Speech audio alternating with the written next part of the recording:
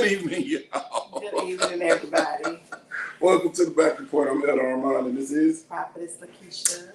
I pray everybody's week has been blessed and highly favored. Absolutely. Welcome back. I'm here. I'm better. Wasn't gonna be here, but you know. The Lord wanted you here tonight, so that's how it is. It's all. It's all good. I mean, I like being here. Cool. I like being here too.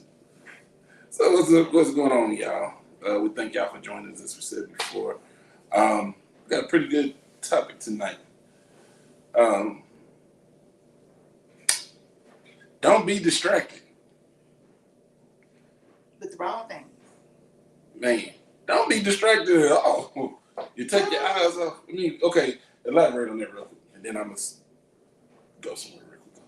I mean, you can take it, don't be distracted on the wrong things. Yes. But sometimes if your distraction is correct, you're focused on God. You're focused on what His will is and what He has you doing. So when you get out there and you out doing whatever, or you're just in your element or whatever, even around different people, if it's something in particular that the Lord wants you to do or He has for you to do, no matter what you're around, you still got to keep your eye on the prize. You got to still remember what the goal is or what the end result is. And you can't let the distractions of the everyday life get to you where you lose your focus. So as long as we're distracted on the right things, which is the will of God, what He has for your life, those are good distractions. Right. That's what I was saying. With the distractions, sometimes you can be distracted for the good things, for the good reasons. Not because sometimes that's the one thing we always look at when it comes to distractions is it's always the negative. But sometimes we need to be distracted by God, be distracted by what He wants and what His will is for our life and what He has commanded us to do. That's what I was saying. Okay, I get that. You can do. Okay. I get that. Okay, so that leads into what he gave me as far as to talk about a little bit. It says the Bible views distractions as anything that pulls a person's attention away from their relationship with God and from spiritual priorities.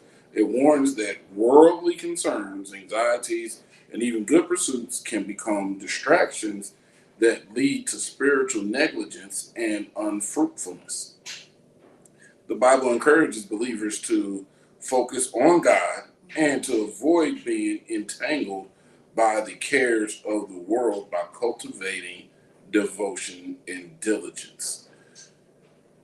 One of the things that stood out to me is the dangers of distraction, because it leads to, one of them is spiritual neglect.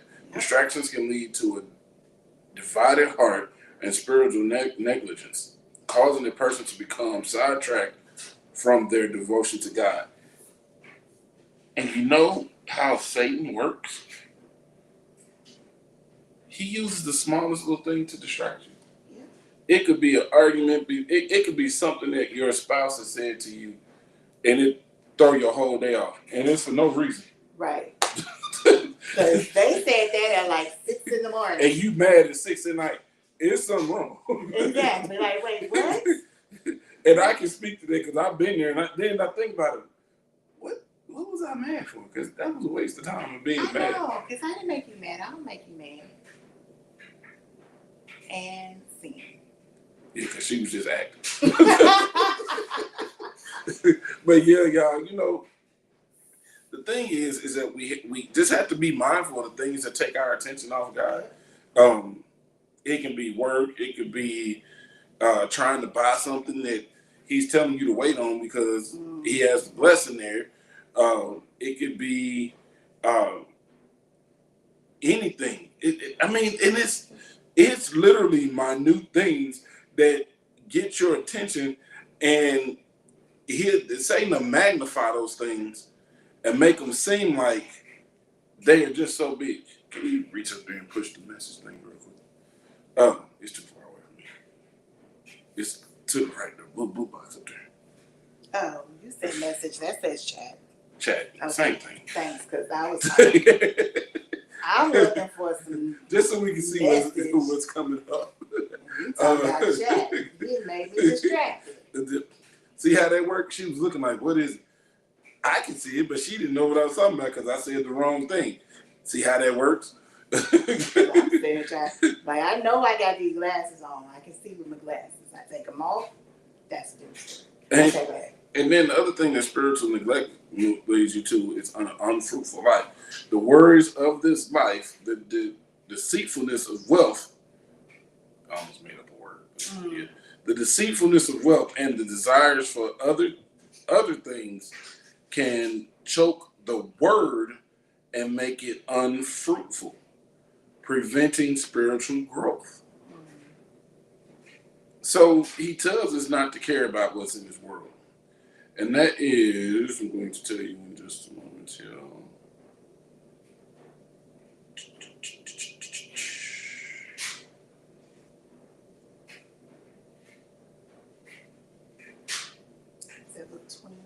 Yeah, 21:34. I got the scriptures here, y'all. I just make it, and the way it's in my notes, they're kind of bunched up, and I meant to separate them. So let me fix that real quick. So it says this is where in Luke 21:24, this is where Jesus says, "Watch yourselves, lest your hearts be weighed down with the cares of this life." This verse cautions against allowing the anxieties and busyness of the world to become a distraction that hinders one's spiritual life. So, with that being said, that's like somebody who feels like they're obligated. I won't say obligated, who is willing to miss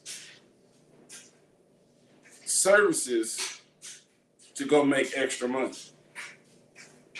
Now, overtime sometimes at work is mandatory. That happens. You may have to work a Sunday. But if you choose and you don't need to, that's a distraction.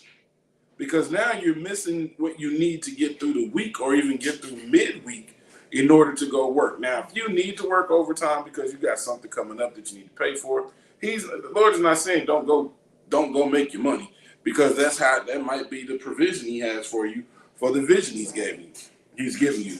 However, some people get greedy. I just say don't make that overtime a priority to get out of doing what you're supposed to be doing for the Lord, or to get you away from coming together and fellowshipping with each other. Right. Getting that spiritual food that we need, like you said, whether if it's Bible study, life study, whether it's service, don't let that overtime be your consumption, your distraction from getting closer and building that closer relationship with the Lord and strengthening that relationship that you got with him. Because he never once said don't be about getting your money. He didn't say that. But he wants us to have the focus on him because he's going to be the supply. So if we put that ahead of him, then that becomes our God. Mm-hmm. And we start worshiping that because the money gets good, it looks good. But the problem with overtime is that usually if you make enough of it, they're going to take the overtime for taxes, especially depending on what tax bracket you're in. They're going to take the overtime for taxes, so you pretty much wasted your time because all you did was get your regular check anyway. Plus a little bit of taxes. Plus a little bit. From before. You might work so many hours overtime and have $300 extra. You're not going to see that $300. I'm going to just tell you that now. It's not happening. And it's almost like a waste of time. But after a while, people get addicted to that and they just work it because they think they're really making a whole bunch of extra money because their check is looking good.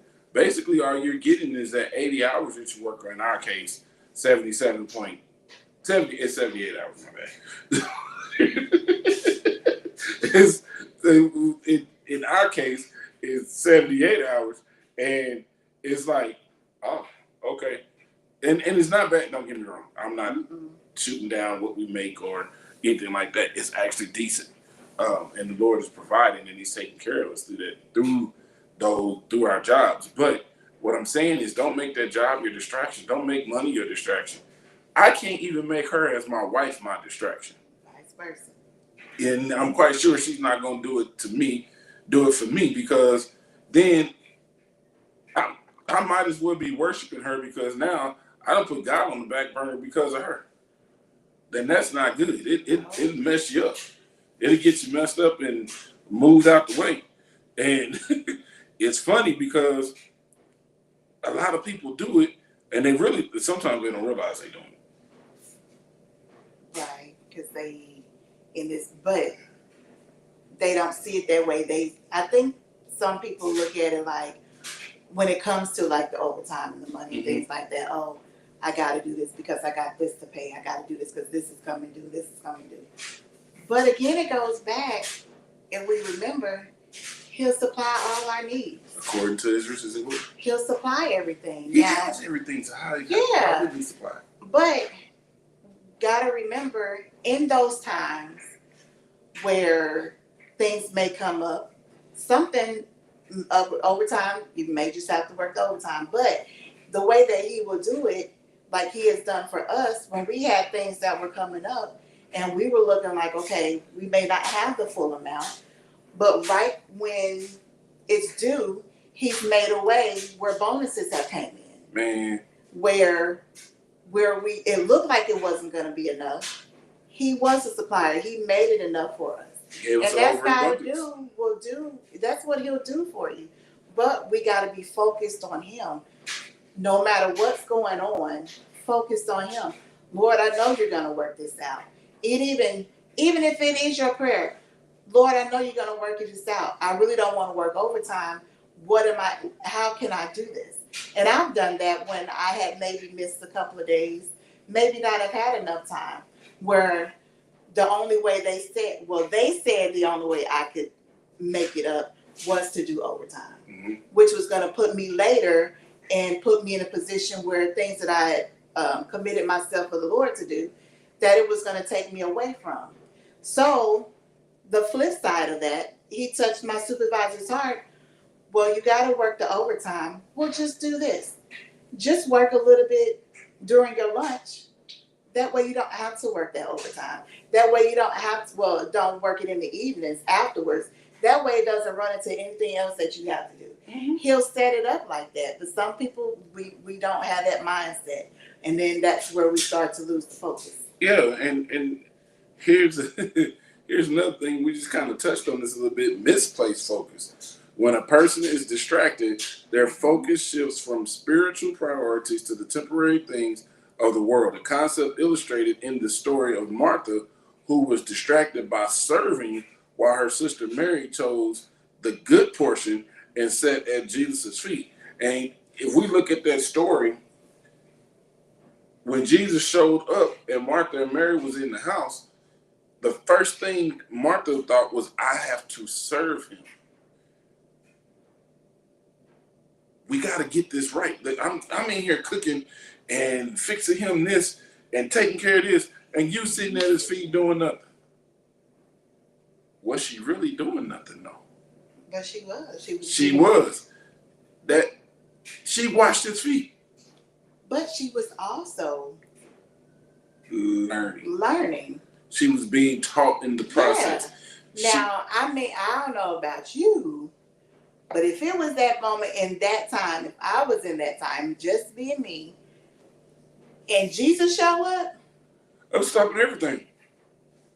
We don't find out if He hungry. I might be the one. Do you need something to eat? Maybe if He say no, but I'm gonna be right there. So at that time, they called Him Master. Master, do you need anything to eat? And at that point, He wasn't worried about. I'm quite sure He received food at the point it was done. It was time to eat. But He wasn't worried about that. He came to deliver a message. Yeah. He came to be with them, to fellowship with them. And it wasn't so much in a we gonna eat food together manner. It was in I'm your leader, I'm going to teach you manner. And once He did that, and He sat down, and Mary sat down, Martha got mad. And this is what most people do. This happens in ministry all the time. You get a visitor, pastor assign a couple of people to the visitor to take care of them. And you got other people over here mad. Well, I'm over here doing this and I'm doing that. And they just sitting over there. No, we're doing what we were tasked to do, right? And Martha had her heart was in the right place. Don't get us wrong, her heart was in the right place. But at that point in time, she should have took note because Jesus got her. He basically told her she was distracted by trying to serve me when you should have been doing what, and you're fussing at your sister when you should have been sitting here doing what? Learning. Because he came to serve, not to be served. He came to be about his Father's business. It's like I can't even say anything else. It's like the distractions. All of it is you're losing focus. You're losing focus on a lot of things. And I was gonna touch on Mary and Martha too. But I was gonna be the now times. Oh, go ahead. Because I'm just saying, we as women, we as sisters, we get that attitude. Mind your business. Yeah. She acted again, y'all. But I mean, you be mad for real, like, and even if it's like somebody else, anybody else that may come over, and y'all supposed to be, doing whatever, and you're trying to be the hostess, and I definitely get it, I understand, but I ain't even gonna go there. I was gonna go somewhere, but I'm gonna leave that one alone. I'm sorry. But we'll talk offline. Oh. When you're supposed to be with someone and you go visit someone, I got you. And that person is there for you, and then you venture off and you're doing other things. By the time that person come back, it's too late. It's too late. You upset. I'm ready to go out the door because you're focused on other things when I'm here. And that's what Jesus was in that moment. He was here for them. At least let me learn. Let me teach you. If you're here to teach me, I'm gonna sit down. You can learn new things every day. Nobody knows everything. Only one knows everything but God.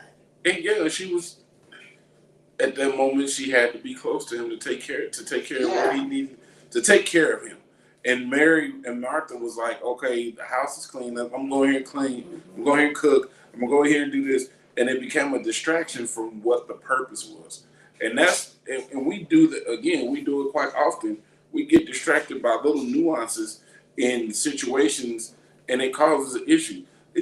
I can use work, for example.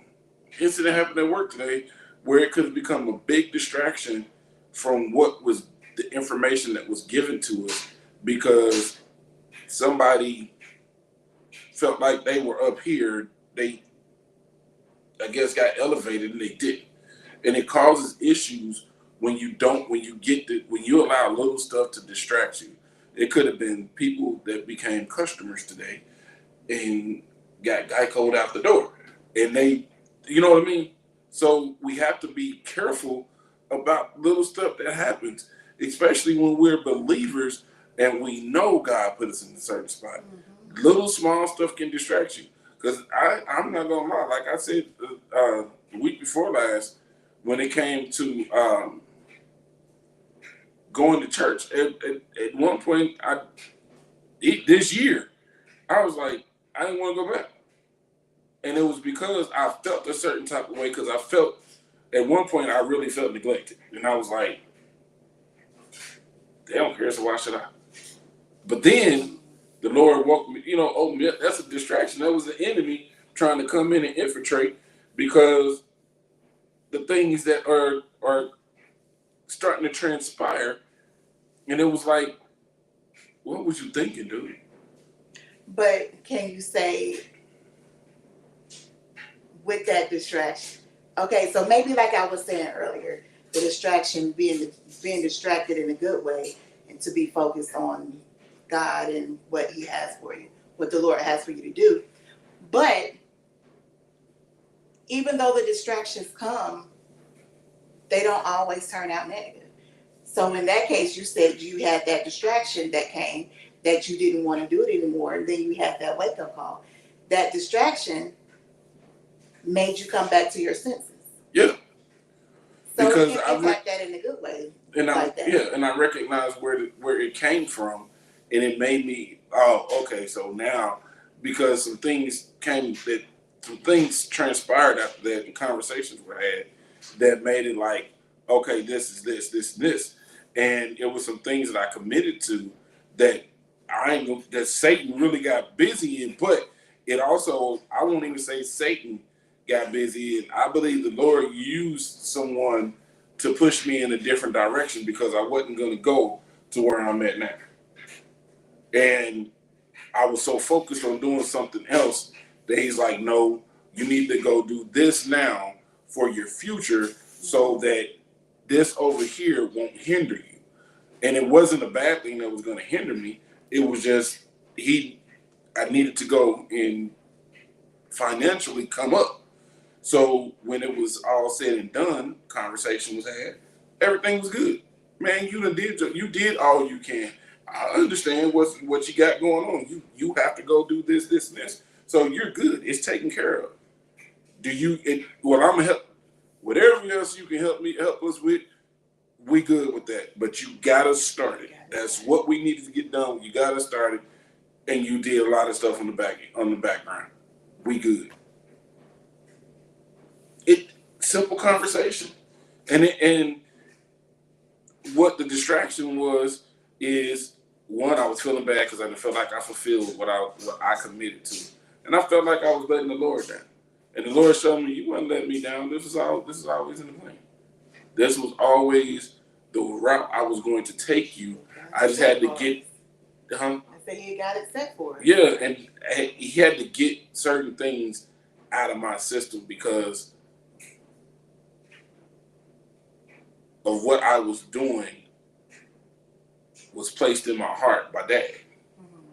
So my drive for it came to not only really help, because that's what I really want to do, but it was to, how I want to say it,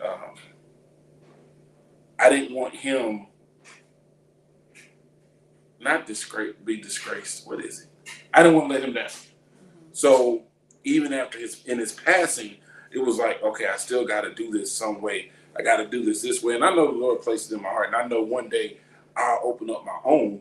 But right now, he's like, dude, you need to go make the money while I got you and watch me cook in this kitchen, while in the kitchen that you cooking in, watch me cook while you do what you're doing. Just follow me. Don't let things distract you. Keep the blinders on. Because that leads me to the next thing. It says biblical advice for avoiding distraction. I was going to say, before you go there, that also took me to Peter when he was walking on the water. Man. Again, Jesus is right there. If it be you, Lord, bid me to come on this water. And he's right there with you.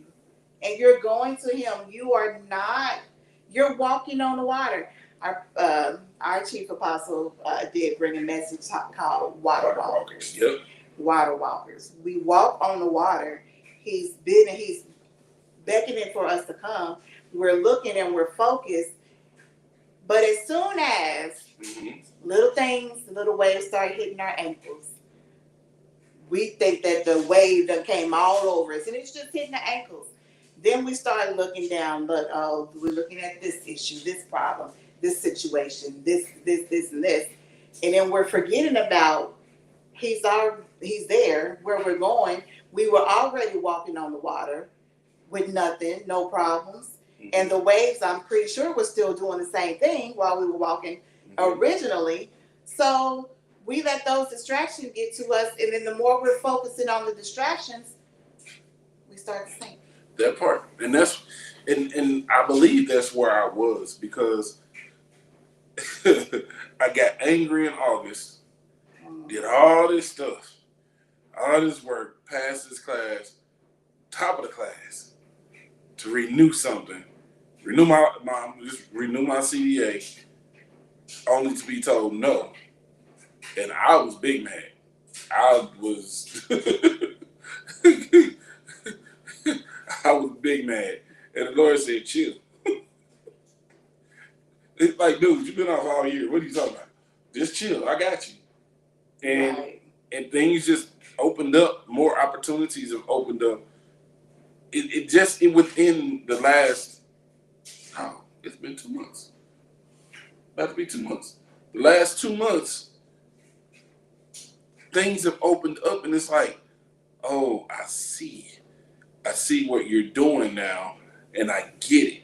And I'm excited because, like I said, little distractions come and it's gonna make you is gonna try to throw you off your knock you off your square, Mhm. and it makes you feel uncomfortable because it makes you feel like you're off balance, and and sometimes it make you sit there and want to cry Yeah. because it hurts. It's like one of the things. It's one of them black darts the black arrows that Satan shoot at you, and it hits you and it penetrates a little bit, and it hurts, and it's one of them irritate. You know how it is. You got an irritating hurt that you can't get to, and you kind of and then it You not don't only even hurts. gotta get to. It's just that nagging pain. It's a nagging like pain, irritating. and it's not just only hurts, but it kind of itch, and you can't get to it, and you like, what in the world?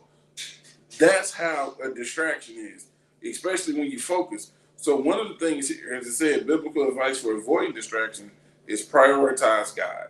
The Bible advises setting aside time for spiritual devotion, such as prayer and scripture, and to not let urgent worldly matters crowd out the important things. So, in other words, when you're focused on God, if you ever seen a horse that's on with a carriage, they have blinders on. And what it does is make them look straight forward. Only way they can turn is if they turn their head. But because they have a bit in their mouth and somebody controlling it, they're not going to turn their head unless they're really, really spooked or scared. I said the same thing twice. Unless they're scared. And no, what's spooked? I mean, never mind. I'm not going to go into detail. But anyway, unless they're scared. And what those blinders do is keep them focused on the task at hand. When we prioritize God, we need to put the blinders on and focus. Mhm. Constant communication with Him, constant prayer, reading your word. It, if you read a scripture a day, He's probably going to take you a little bit further. If you read a devotion a day, He's probably going to start taking you a little bit further. Right. And He's been on me about getting more in depth with this portion. And this is one of the things that stood out to me because I try my best to prioritize it, but sometimes I miss the devotion part. I pray, but sometimes I miss getting in my word. I got 2 Bibles in the phone, and my phone got multiple Bibles on it within my Bible app. So I have no excuse. My word's with me all the time, so I have no excuse. But distraction. I gotta get dressed. While I'm sitting here drinking my coffee in the morning, I could be in my word. Sometimes I get in and I listen to some music or listen to a song or two. May have a song going while I'm get in the shower, getting cleaned up and everything ready to go. But it's nothing like getting in the word. Those small distractions. And then, like you were saying, with that, setting our mind on spiritual things, focus on eternal matters, not what's temporary in the world. Focus on the eternal part of it. Focus on what God can do, how God can fix it. When you, like you say, you do get them distractions. I think it was, I don't remember if it was Sunday or last Sunday, something was happening with the sound. And while the pastor was talking, I already know. I hear it, so anything can be happening with the sound, but I'm still focused. But I'm gonna say like 95% of the members took the focus off of what he was saying to focus on what was going on the side. That was simple. Okay, yeah. So, but even with that, even going back into while you're trying to be attentive and be focused while you are in service, sometimes it starts with the little ones. They get fidgety. They just start squirming and doing all other things that maybe otherwise they wouldn't do. Yeah, and you get yelled at from across the pulpit Oh, for. okay. He had a moment for way back then. But yeah, that was a distraction.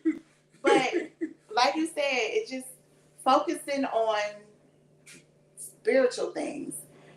Things down here are going to be temporary. Mhm. Circumstances, trials, tribulations, they're temporary. They're temporary. So we got to have that mindset. Okay. And like you were saying, oh my goodness, you were talking about being distraction, like you were talking about with the horse. But it also took me to that little saying we would say, or the little toy that we had, like the weeble wobbles, but we don't fall down. Uh-huh. The one thing about it, no matter where you hit, what happens? You was distracted. What No, happens? I was reading. It's gonna bounce back up. You know what I'm saying? But what happens with the weeble wobble thingy? It just wobbles. It don't. It. What you mean? Like it goes. Okay, so yeah, right. But it's coming right back up until something else hit it to make you hit it again. Till you hit it again. So no matter what, you can come back from any distraction. Don't think, oh, just because I got distracted, then it's done and over with. It's not. You get knocked down or get distracted, get right back up and start moving forward. Now, when you get distracted and when things do come up, now you're more attuned to what's going on. Then your discernment should kick in. Yeah. What is this for? Is this coming to distract me, or why is this happening? What's going on? Is this coming to knock me, like you said, off my square because of what my destination is? Yeah, because when going back to what you said, when you said good distraction, sometimes the Lord is send a distraction your way to keep you from going to the big distraction. So He might send something your way. Prime example, what we was talking about earlier, when we was in the car, and I said we could have been almost home if I went the other way. He was like, you don't know what could have been over there. The Lord sent us a different route going home because of the way we go. I go to work, of course it's daylight, but I go to work and you can see through there. When I come home on Fridays, because she works from home on Fridays, it's not dark. So I can get through there with no problem and it's not dark, but it's limited light over there. So coming through there, and there's a lot of curves, there's no guardrails, there's no curbs. And so there's just drop off little trench areas or ravines. And she made a point. She doesn't like going over there because it can be dangerous. And then the lights coming towards you can be distracting because you don't know when you're going because of those curves. Some of them cars look like they're veering off into your lane, like they're coming straight on, and you have to stop and come at a standstill almost. I know, at least for me, that I do, because I don't want to end up over in the ditch. But for whatever reason today, I don't know, it was like, you just never know what's on that other end. When I was so getting ready to go that way. Tell you to go somewhere. And I couldn't get over. And you could not get over. Because you was trying to figure out, somebody gonna let me, I'm going to get, maybe we just need to stay on this track. And then it was one more thing that I was going to say, and I forgot my thoughts. But go ahead. Okay. The next thing that we need to focus on, it's 1, 2, 3, it's 4 more things. I'm gonna say them for the sake of time, and I'm gonna elaborate on each one a little bit while Prophetess is getting back what she was thinking. So the next one is focus on what is eternal. Believers are encouraged to set their minds on heavenly things and avoid being conformed to the patterns of the world. Run the race with perseverance. The New Testament compares the Christian life to a race, urging believers to throw off everything that hinders and the sin that so easily entangles, and to fix their eyes on Jesus. Remember I said tunnel vision? I put the blinders on. Guard your heart. Proverbs encourages guarding the heart because of its deceitfulness and not allowing it to be sidetracked by distractions that lead away from what is good. I'm gonna come back to that real quick after I read this last one. It says, "Be vigilant." The Bible addresses being watchful and praying against being overcome by the distractions of life, such as anxiety, worry, and earthly pleasures. So going back to guarding your heart, we have to be careful what we put in, because what we put in is eventually going to come out. Right. And we have to be mindful of that, because what happens is, and the reason why this becomes a distraction is because, and I'm going to just go into the relationship real quick. Everybody wants to be loved, right? Right. Most people wants to be in a long-term relationship, marriage. For whatever reason, society frowns on marriage now. I don't know why. It's stupid to me, but that's a whole nother show. And I know what it is. It's just another distraction from Satan.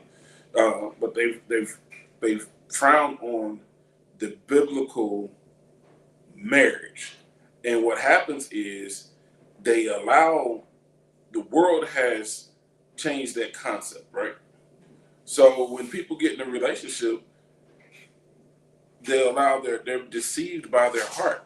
Now, one thing I know about God, because I've experienced it, none of the prophets has experienced it, and anyone that's saved or have turned their life over to the Lord has experienced it. He give you a whole bunch of warnings. Don't mess with them.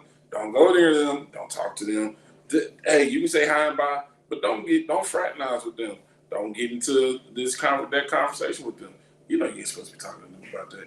You know you're not supposed to be opening your heart up to this person. Why are you doing this? Warning after warning after warning.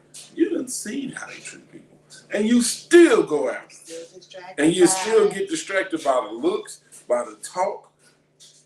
You know who's the greatest deceiver out there?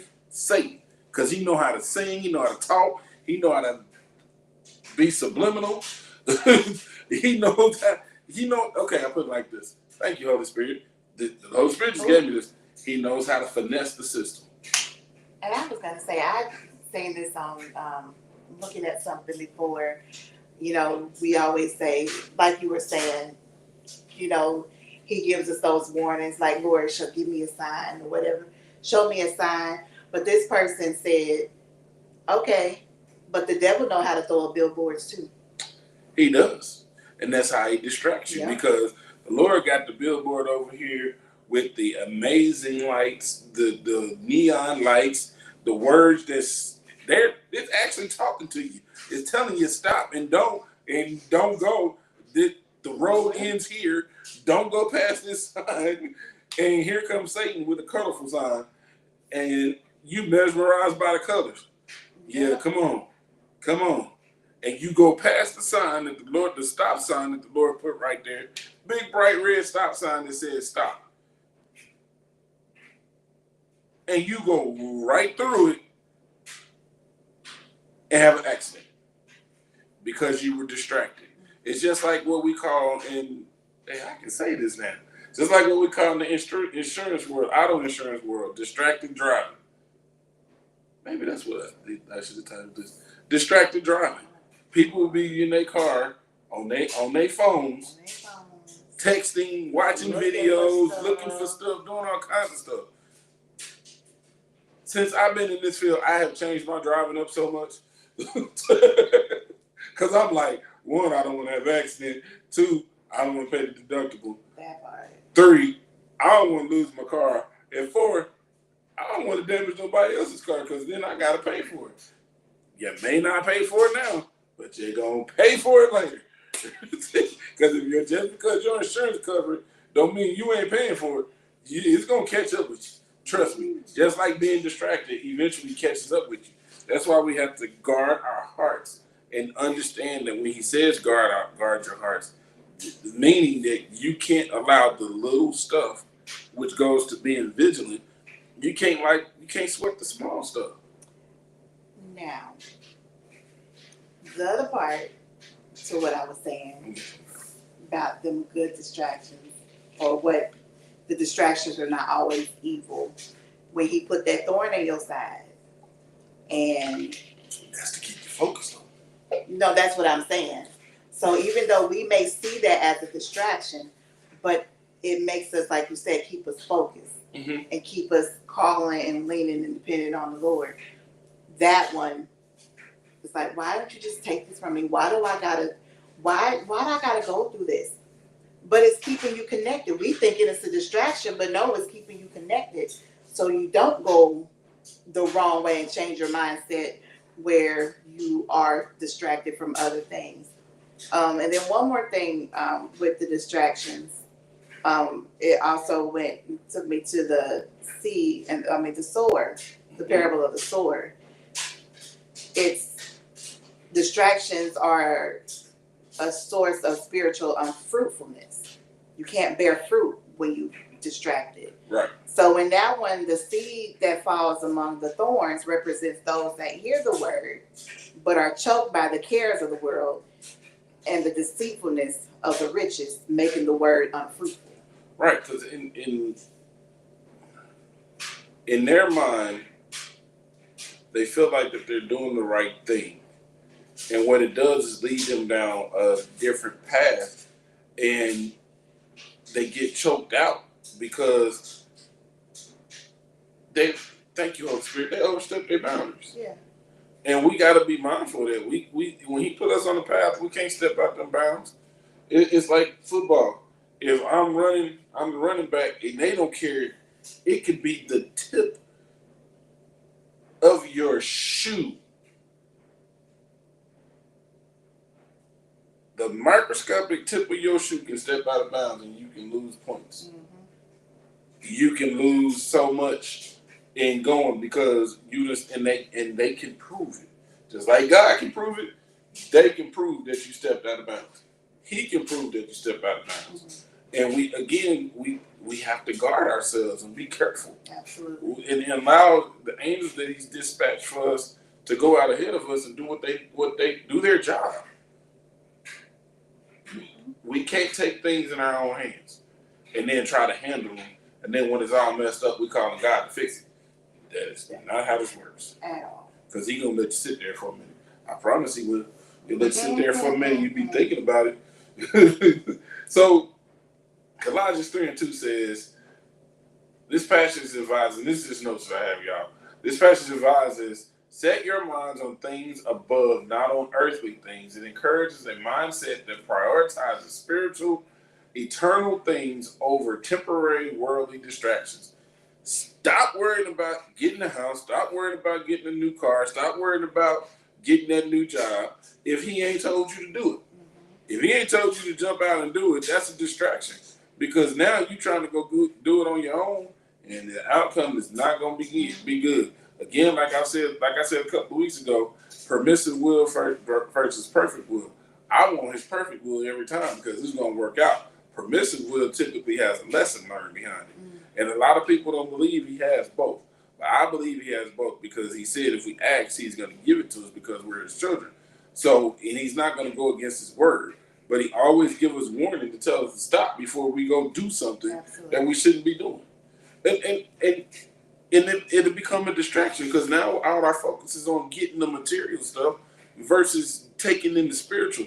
And I believe they go hand in hand because I believe He wants us to grow spiritually before He grows us physically as far as finances and material things, because if we grow spiritually first, then we will appreciate the material, the tangible things more because we know who gave it to us. Exactly. We won't think we did it ourselves because that's dangerous too. Yeah. That's dangerous. So that's just something that we have to think about and really understand. And going back to distractions, real good distractions, real quick. Think about this. When Abraham went to go sacrifice his only son in that mountain, I can't think his name right now because I got a slight headache, but I'll be all right. When he took him up there in that mountain, and that boy was probably looking around saying, okay, you said we was coming up here to sacrifice something. Where is it? Because I know I would have asked okay, you said we can go sacrifice something. We didn't put nothing on the back of this donkey. You not about to sacrifice the wait a minute. We didn't even bring an animal with us. It's just us. What are we doing? What's going on here? My mindset would have been like, okay, it's just us. He gonna supply that sacrifice. He gonna supply it, not knowing it's you. He wasn't. Dad must got. See, my mindset. I'm gonna go modern times because most people now have been like, I ain't going with you. We ain't got no animal. Where you want me to go grab the calf over there? Oh, no, just us. Okay, so you got something up there already. I got you. That's where my mind was at. Okay, you already got something there. But then when he got there, when he was getting ready to do what he was there to do, because of his willingness to do it and his focus to do it, God created a distraction. That ram got caught in that bush. The ram in the bush. What he ended up sacrificing. The ram that was in the bush. God, and that's what he'll do. But we have to be willing to give it all up. Mm-hmm. We don't want to do that because we get stuck in the mundane part of having stuff and think that this material stuff is our riches, and it's not. It's not. That's not what our goal is. At the end of the day, is to make it to heaven and walk those streets of gold. To live in the mansions that he built for us. To have the opportunity to worship him at his feet. To go and to be able to get to the throne room and say, Lord, I love you. Singing holy, holy, holy. Holy, holy, holy. But if we get distracted, we're going to miss that ride. We're going to miss it. I don't need to be distracted no more. Man, I was distracted for too long. Don't need to be distracted because being distracted, it puts you behind further than what you were supposed to be. And where the distance it put you behind, you should have been the distance moving forward for where you were before. Yeah. Now you got to do and play catch up because we are focusing on like the worldly things and not focused on the godly things, the spiritual things. But he gives us, the amazing thing about it though, is that he still loves us enough to give us another opportunity. Yeah, and here's the crazy thing. We behind, but still on time. You get behind, but you're still on time. Why? Well, you tell it to my job then. Well, that don't work and like give that. me what I need. That don't work like that. Tell them give me what I need right now. You're behind, but you're still on time. Because here's the thing: when we think we're behind or we think it's delayed, with God, it's always on time.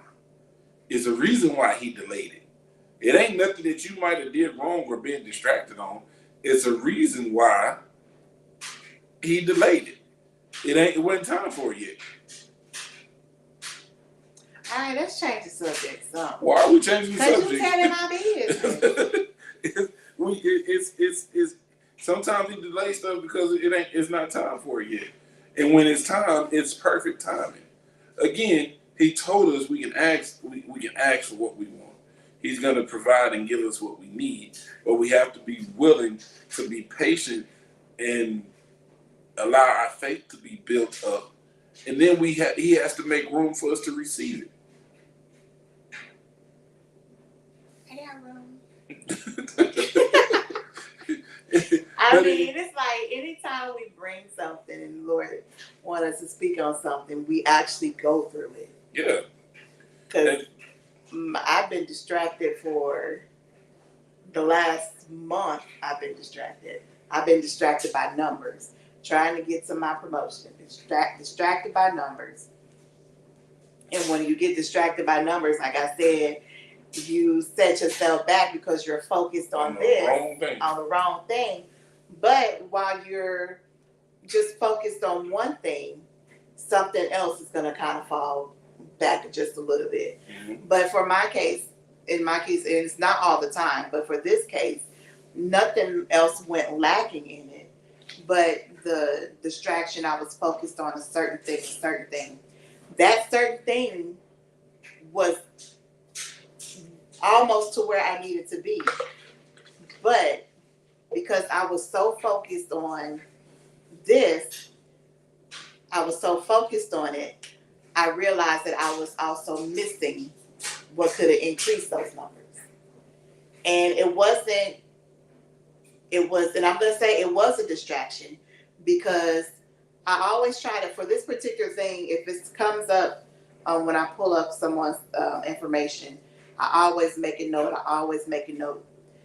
But by the time everything goes on, so in the end, I can do what I do to make sure those numbers are up. I got distracted by everything else. And I got distracted by, okay, I'm ready to get off this call. And I done missed it. Mm-hmm. So we still got to take accountability. That's one thing we got to do. We got to take accountability for when we do get distracted. And not so much as blaming it on somebody else or even blaming it on the enemy.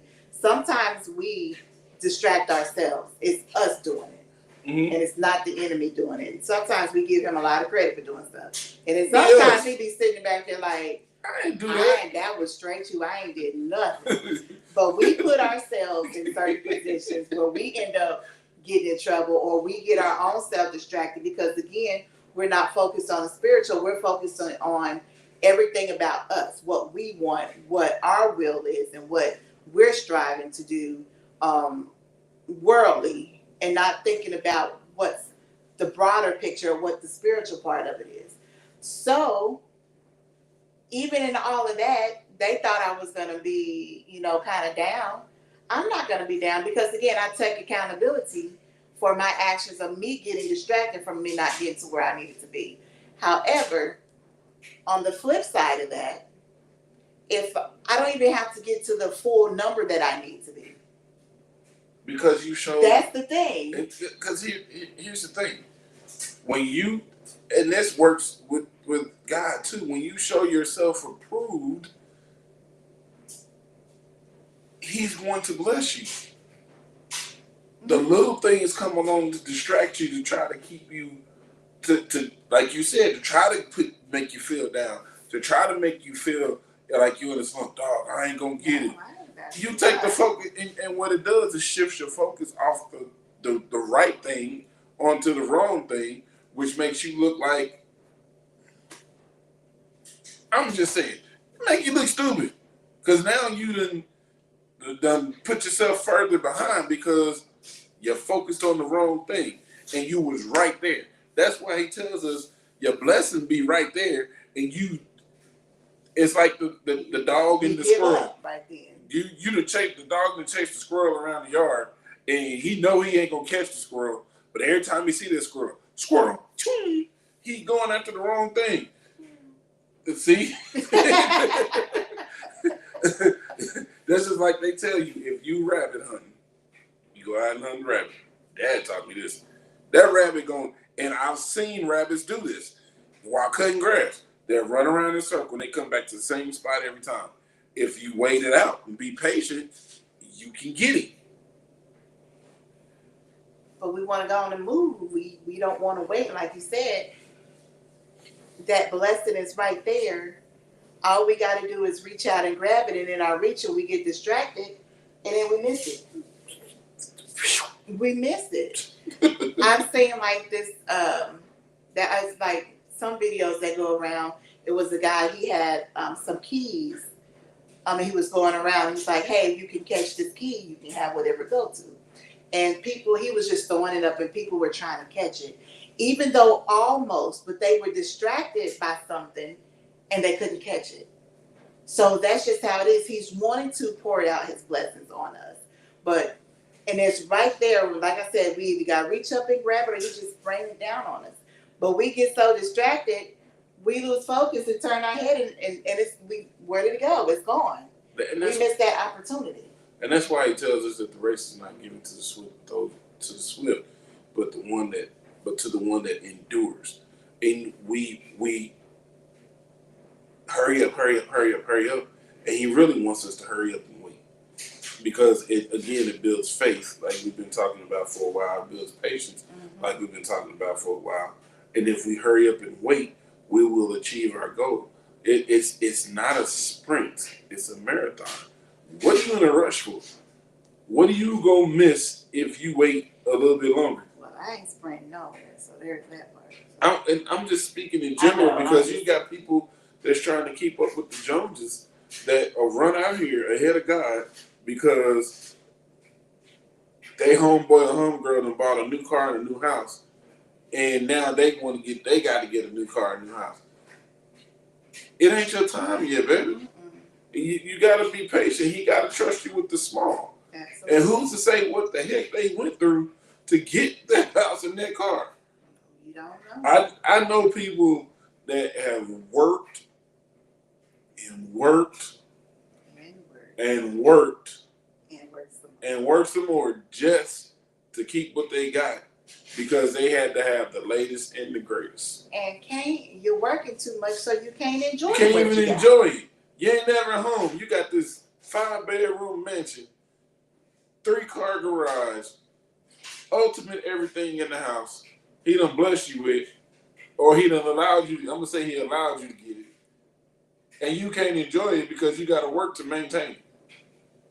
And what I mean by work to maintain it is out of your price, is really out of your budget, and you got to try to maintain it because now you got it. What you gonna do with it? Now, he can't flip that thing. You can. He can't flip that thing. And once you focus on him and get off that distraction, focus on him, he'll make it where, guess what happens? You got everything you need to take care of money, and he gives you your time back.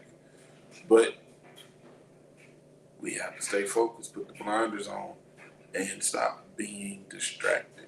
I got my blinders on. Halfway through the month, I got my blinders on. That time, See what the end of the month brings. man, that time flew. It did. So, we've come to the end of the show. We thank you all for joining us on this evening. We love you all. I'm glad to be back. I was in the background last week, but it still wasn't the same. But, you know, Yeah, she had the cookies. I didn't have cookies. Okay. I was distracted by that ear infection, really, really bad ear infection. Nah, she didn't need to be on her last Wednesday because, yeah. One, her voice was a little bit deeper than mine. It was a little bit deeper than mine. And she really didn't look He good. ain't gonna do. He ain't gonna do. But first of all, I'm just telling the truth. So, If you're in the Norfolk area, come and hang out with us at 2100, I remember it's at 8152. I don't know what the address is. 2100 Valentine Boulevard in Norfolk. It's Dying Word Restoration Church. Our service time starts at 10 a.m. My pastor is Superintendent Joshua Willis, First Lady Cookie Willis. If you're in the Kansas City area, please stop by and visit Full Armor of God Apostolic International Ministries at 8448 Flora Avenue, KC Mall. Their service time is 10 a.m. Central. Our service time here in Norfolk is 10 a.m. Central. 10 a.m. Central. 10 a.m. Eastern. Slow down. slow down. Let's go back to Full Armor real quick. Where the pastors there are Apostle Charles and Apostle Latonda McDonald. And if you are in the Chicago area, come and visit Chief Apostle Jennifer Davis at In God's Time International Outreach Ministries at 449 East 111th Street in Chicago, Illinois. Her service time is 12 p.m. Central. Come hang out with us sometimes. We appreciate y'all for joining us tonight. We really do. Can y'all do us a favor? Can y'all share this? Like, share. Let somebody else hear. Go back and listen to it. Yeah. You get some nuggets. Write them down. Put them together. But eventually, as soon as I take the time to do it, I'm gonna create a page for us that you guys can like and share and support us there. But we really appreciate y'all. We love y'all. We thank y'all for tuning in, our faithful. Let me give a couple of shout outs real quick before we hop off here. Shout out my homie from KC, Melvin. I was supposed to wish him a happy birthday back on October 15th. Ooh. It's about to be a month He later. got distracted, y'all. No, I didn't get distracted. He messaged me and said, you should give me a birthday shout out. And I didn't see it until afterwards. And then He didn't the next remember, week, so he was distracted. It's the okay. next week it was over. But happy belated birthday, man. We love you. We appreciate you. And then Auntie, where'd it go? Oh my goodness. Hold on.